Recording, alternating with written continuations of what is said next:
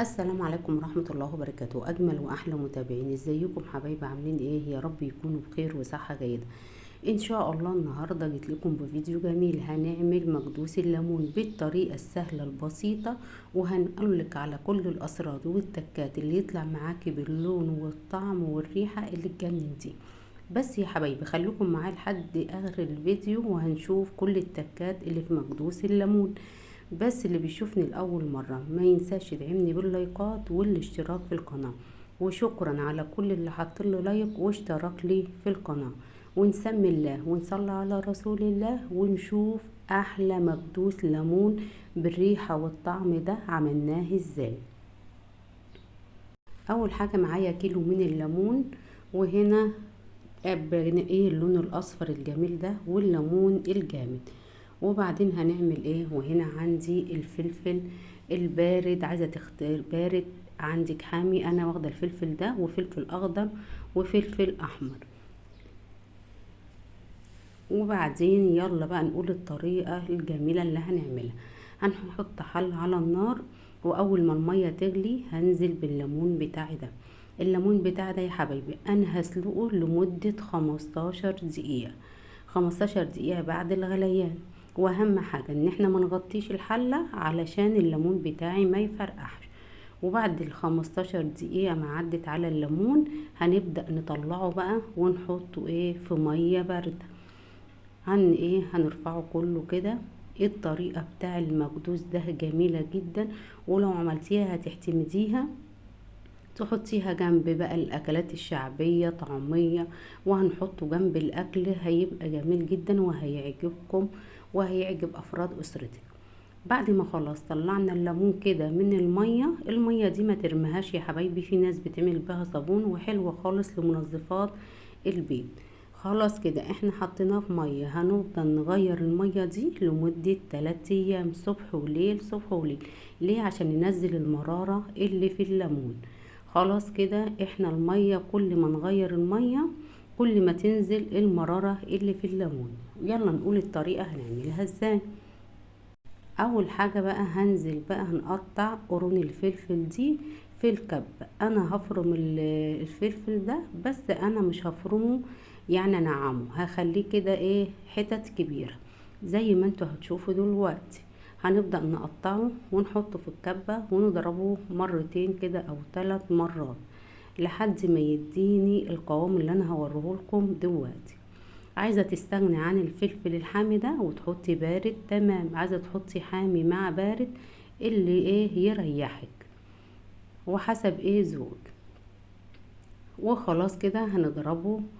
هنبدأ بقى نحط جزرتين صغيرين كده، لو عندك جزرية كبيرة حطيها. هنبدأ نقطعهم وهنضرب الجزر مع الفلفل ده ويلا نضربه. وخلاص بعد ما ضربناه شايفين انا مش ضرباه ناعم خالص. خليكم كده معايا خطوة بخطوة، وعشان هتعملوه بالطريقة المظبوطة اللي هتعجبك. وهننزل الفلفل ده مع الجزر، شيء انا مش منعماه خالص. وهنحطه في بولة كده، ويلا نقول خطوتنا التانية هنعملها ازاي.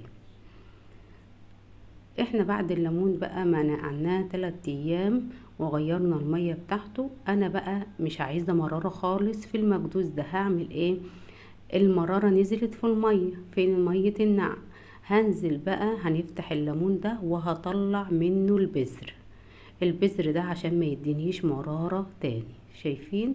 يبقى احنا كده تخلصنا من المرارة بتاع الليمون كله. في ناس بقى بتعمله من غير ما تسلقه والكلام ده، بس جربيه بطريقتي وبإذن الله هيطلع معاكي ناجح وجميل جدا وهيعجبكم بإذن الله. خلاص كده احنا هنتخلص من كل البذور اللي في الليمون تمام. هيتفتح معانا بسهولة، ونضغط على الليمونة كده هنلقى البذر طلع. هنرفع بقى البذور اللي في الليمون. وخلاص كده بعد ما عملنا الكمية بتاعتنا كلها، يلا هنعمله هنضربه في الكبة بقى ضرب مش ناعم. احنا شوفي البذور كلها اتخلصنا منها. هنبدأ بقى نضربه في الكبة، وهوريكم هنعمله نفس ضرب الفلفل. انا مش عايزاه ناعم، انا عايزاه برضو قطع زي ما الفلفل كده. خلاص هننزل الفلفل بقى في البولة، وهنزل عليهم بمعلقة كبيرة من الثوم المهروس. ولو عايزة تضربي الثوم مع الفلفل والجزر اضربيه. خلاص احنا كده نزلنا الثوم، وهنقلب كل المكونات دي مع بعض. وبعد ما ضربنا بقى الليمون قطع، شايفين قطع كده زي ما انتوا شايفينها، هنزل بقى على الفلفل، انا ما ضربتهاش ناعم. وهنزل بقى على الفلفل، وهنقلب كل المكونات دي مع بعض، الليمون والفلفل، وهيطلع معاكي بسم الله ما شاء الله. يلا اعملي بالطريقة دي. الوصفة دي يا حبيبي تستاهل منكم لايك ولا لا؟ تستاهل منكم الاشتراك في القناة؟ لو تستاهل اشتركولي في القناة وادوني لايك كده جميل من ايديكم الحلوة. هنقلب كل المكونات دي مع بعض زي ما انتوا شايفين كده، لحد كل المكونات الفلفل يختلط بالليمون.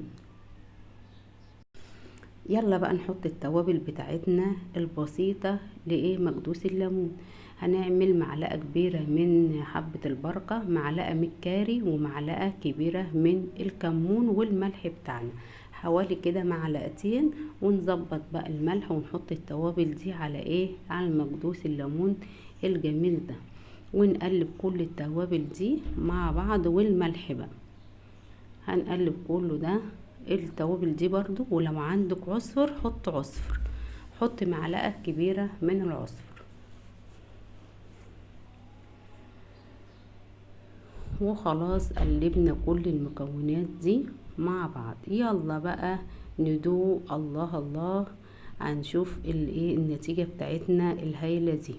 بسم الله ما شاء الله، جميل جدا. ونظبط بقى الملح، ونظبطنا التوابل. يلا بقى اجمع البرطمانات اللي في البيت، ونغسلها ونعقمها كويس بالمية السخنة. وبعد ما عقمناها بالمية السخنة نشفنا البرطمانات بتاعتنا دي. وهنعبي بقى في البرطمانات، وحطيها في التلاجة، كل ما تحتاجي طلعي منها. شايفين الطريقة سهلة وبسيطة، ما تاخدش منك وقت خالص، وهتعمليها. شايفين الواناتها تحفة، لوحة فنية بس يا حبايبي، مش ليمون. هنعبي البرطمانات بتاعتنا كلها بالطريقة دي.